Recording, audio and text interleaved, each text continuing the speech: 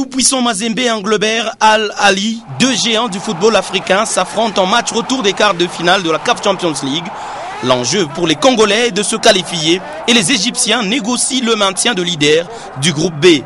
Une 5e journée qui a plutôt souri au club cher à Moïse Katumbi Chapoué, et c'est le capitaine dans un rôle très exemplaire de passeur qui permet à l'équipe de réaliser ses ambitions. On joue seulement 3 minutes après le retour des vestiaires. Trésor Poutou se débarrasse de son collègue égyptien. Son centre surprend le goalkeeper des Rouges. Samata surgit de la tête pour l'ouverture du score. Décidément, l'international tanzanien est en confiance. 4e tête prolifique sur ses 5 réalisations dans le tournoi. 1-0.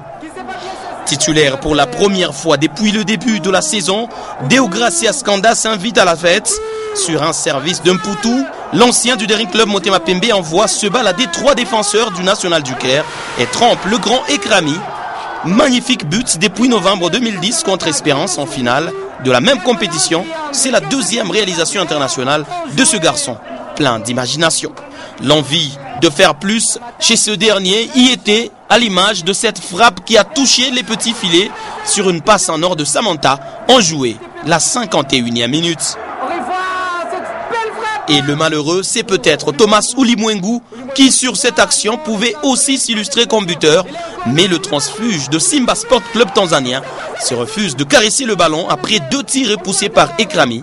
Sa frappe choisit le décor. Pour sa part, Al Ali a peut-être joué la malchance et du grand Abou Treika, on retiendra ce coup franc joué à la 66e minute pour la reprise de Walid, stoppé malheureusement par Robert Kidiaba. Et très en forme, le gardien congolais l'a prouvé aussi sur cette puissante frappe de Da Silva captée en 2 temps. Et la première victoire de Mazembe sur Al Ali de toute l'histoire des 2 clubs. Première défaite des coéquipiers de Guedo à cette étape de compétition.